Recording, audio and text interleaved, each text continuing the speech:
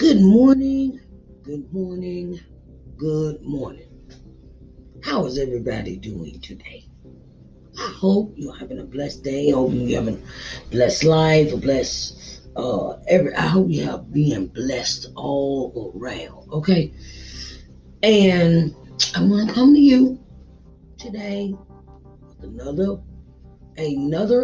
another great daily devotion, right? And the thing is, as I was reading this passage, Genesis 12, 1 through 20, I came up with a good topic for morning word and worship.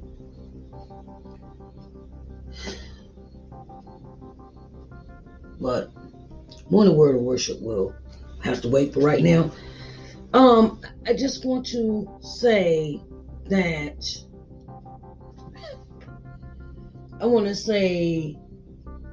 when we practice to deceive people, does it go good? Does it go bad? Does it work out for you? Does it not? When you practice to deceive people, or when you plan on, deceiving folks, does it always work out for you? Okay, well, I know it didn't work out for me, so in my past life, it just did not work. So, let's get into this daily devotion, right?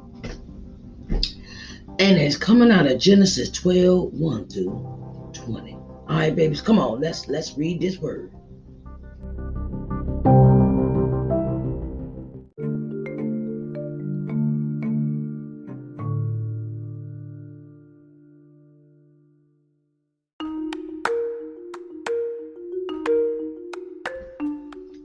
All right, it's time to get into this word. We are coming out of Genesis 12, 1 through 20. And it reads, Now the Lord had said unto Abram, Get thee out of thy country, and from thy kindred, and from thy father's house, and to a land that I will show thee. And I will make thee a great nation, and I will bless thee, and make thy name great, and thou shalt be a blessing. And I will bless thee that bless thee, and curse him that curses thee. And in thee shall all families of the earth be blessed. So Abram departed as the Lord had spoken unto him, and Lot went with him. And Abram was 75 years old when he departed out of Haran. And Abram took Sarah his wife, and Lot his brother's son, and all their substance that they had gathered, and the souls that they had gotten in Haran. And they went forth to go into the land of Canaan, and unto the land of Canaan they came. And Abram passed through the land unto the place of Sittim, unto the plain of Morah. And the Canaanite was then in the land. And the Lord appeared unto Abram and said, To thy seed will I give this land. And there builded he an altar unto the Lord who appeared unto him. And he removed from thence unto a mountain on the east of Bethel, and pitched his tent, having Bethel on the west, and Hai on the east. And there he built an altar unto the Lord, and called upon the name of the Lord. And Abram journeyed, going on still toward the south. And there was a famine in the land, and Abram went down into Egypt to sojourn there, for the famine was grievous in the land. And it came to pass, when he was come near to enter into Egypt, that he said unto Sarah his wife, Behold, now I know that thou art a fair woman to look upon. Therefore it shall come to pass, when the Egyptians shall see thee, that they shall say, This is his wife, and they will kill me, but they will save thee alive. Say, I pray thee, thou art my sister, that it may be well with me for thy sake, and my soul shall live because of thee. And it came to pass that when Abram was come into Egypt, the Egyptians beheld the woman, that she was very fair. And the prince also of Pharaoh saw her, and commended her before Pharaoh. And the woman was taken into Pharaoh's house. And he entreated Abram well for her sake. And he had sheep, oxen, and his asses, and men servants, and maid servants, and she asses, and camels.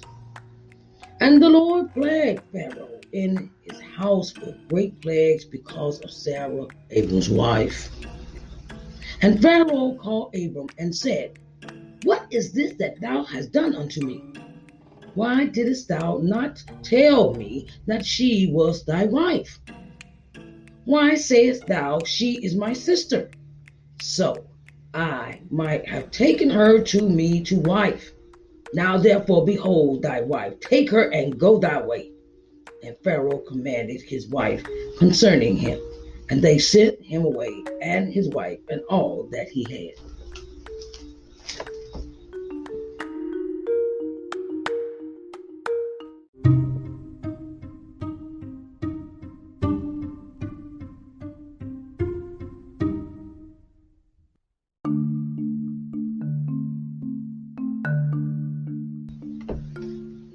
In this passage, we see that God comes in and gives directions and instructions.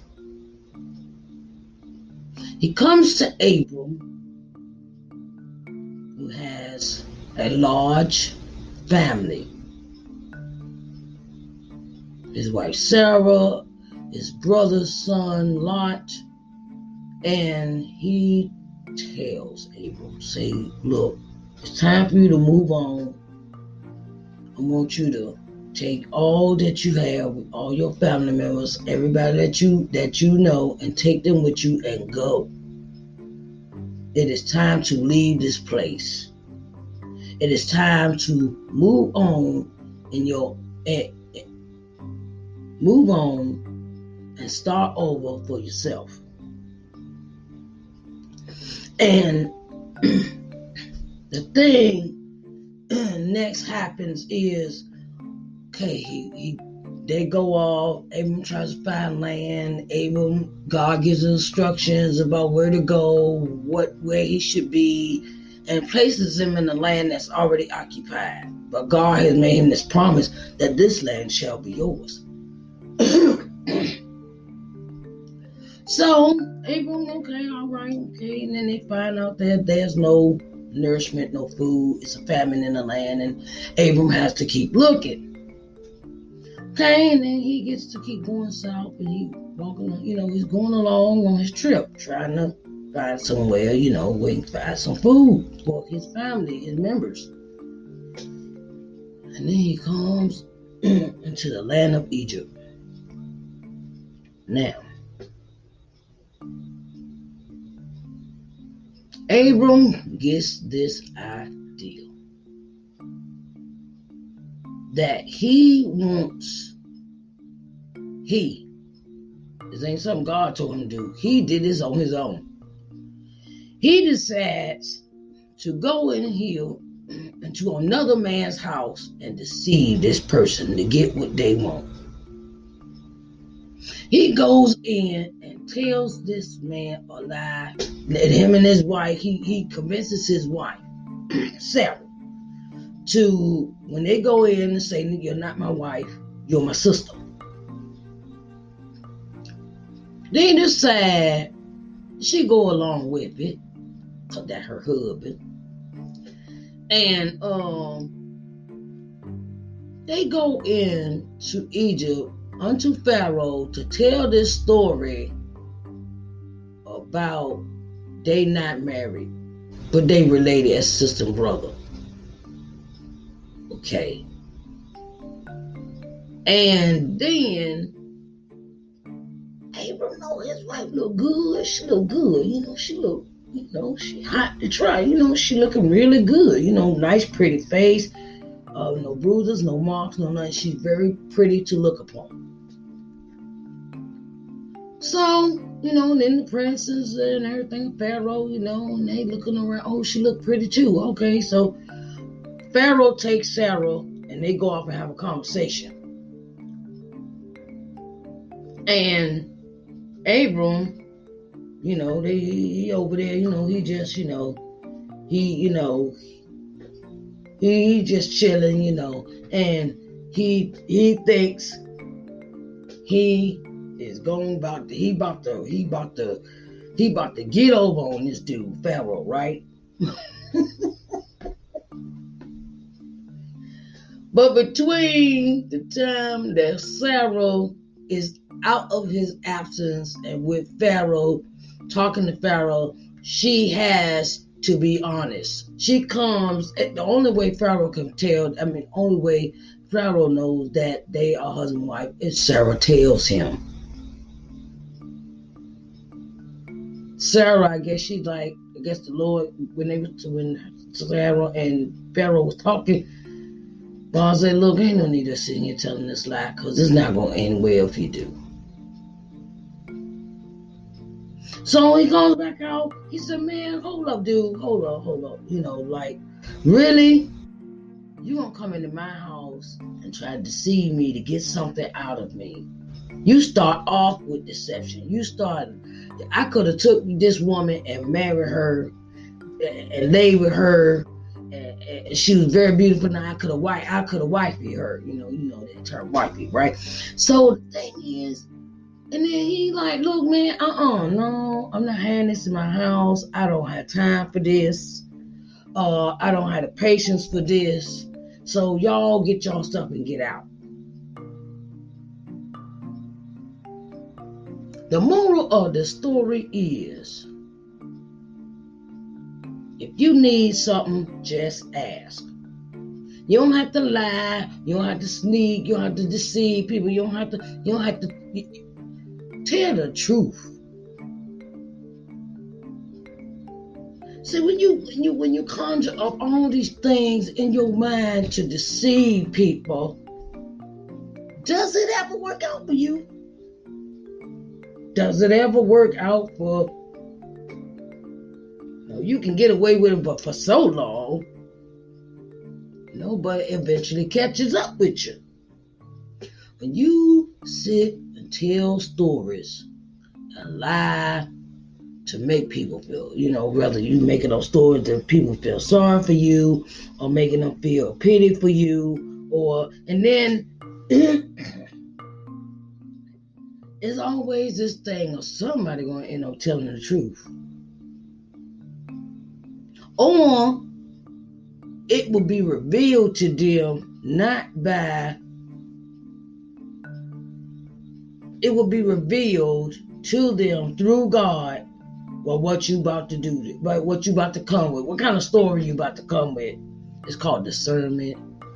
And and the thing is, do we have to start our lives over? When we start over, can we start with a clean slate? Can we come with a clean slate instead of coming to people with a bunch of game? Oh, I got this, that, and third, and I'm like, And if that person is connected to God, they will see through your mess.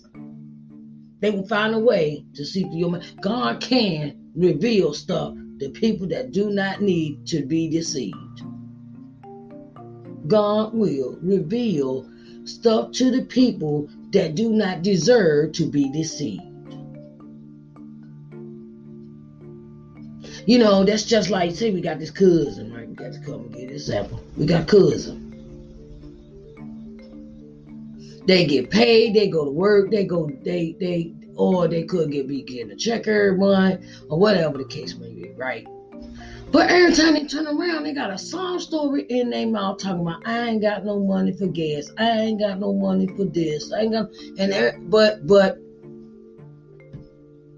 But you got money to go gamble. You got money to go to the casino. You got money to buy new clothes. You got money to buy a car. You got money, but you don't got no money for this. See, God always reveals those things to people when you want to be a shyster. You know, you got game all the time. You got, I got to tell this lie to get this out of this person. Oh, I ain't got no lie. You know, I had one time, this was like a couple months ago, and I asked somebody to do my hair, right? And I overpaid them or overcompensated them because I know they had just had a new place. They just got apartment and they were doing good for themselves. I didn't mind helping, you know. I'm trying to look out for my sisters that's trying to come up in the world. And so then, okay, did my hair and everything. That's about 2 weeks later. Here they go. Talking about, can you help me out? I gotta pay my light bill. Okay. All right. Excuse me.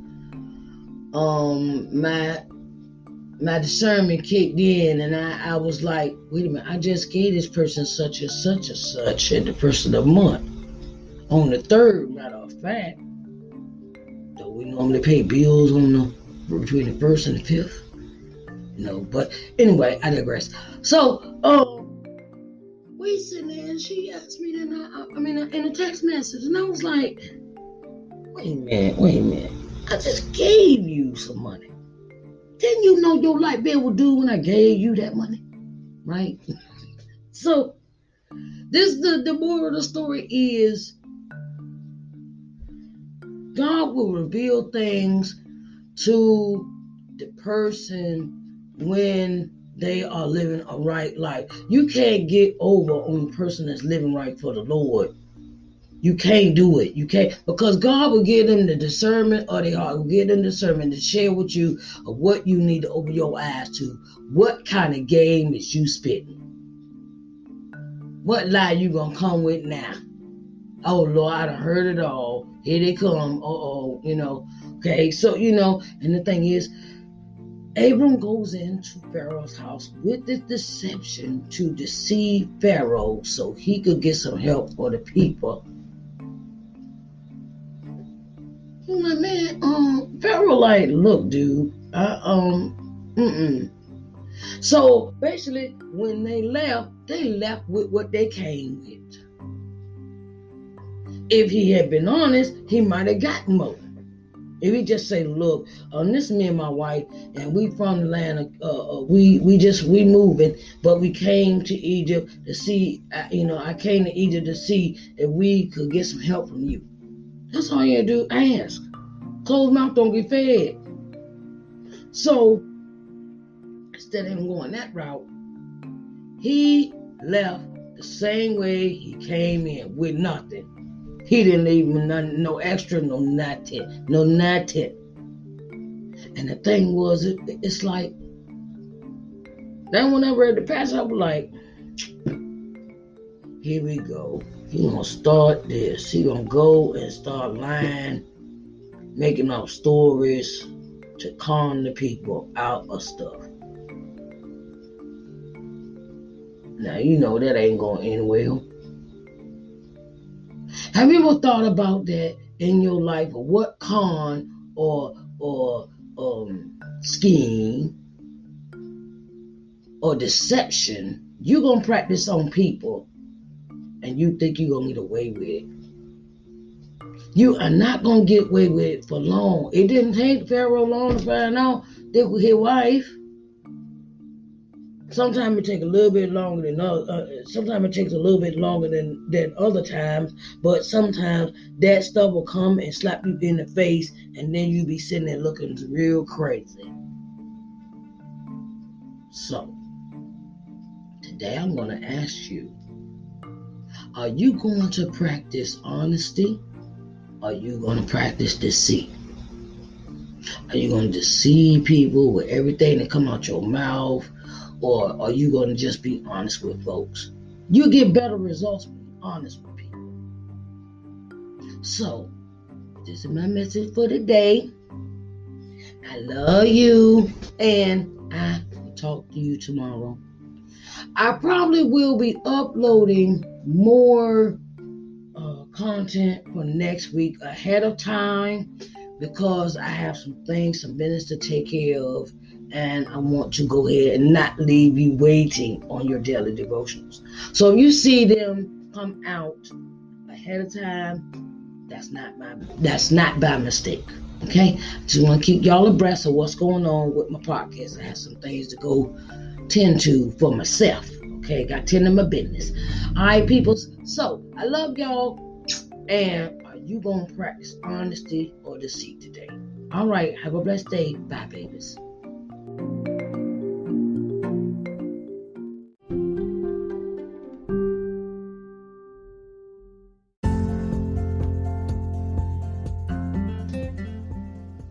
Hello, everyone. Sharice Johnson Moore here, owner and CEO of LBM TV. At LBM TV, our objective is to give you programming that will invigorate, motivate, and inspire you. Our programming will provide you with insight, in-depth knowledge, and solutions in your daily living. We can be seen on every smart TV, smartphone globally. We're located on the C1 Media Smart TV app, Apple TV, Roku TV, Amazon Fire TV, Android TV, and Google TV. So get ready to enjoy positive, uplifting programming for your daily living here at LBM TV, where we care about you.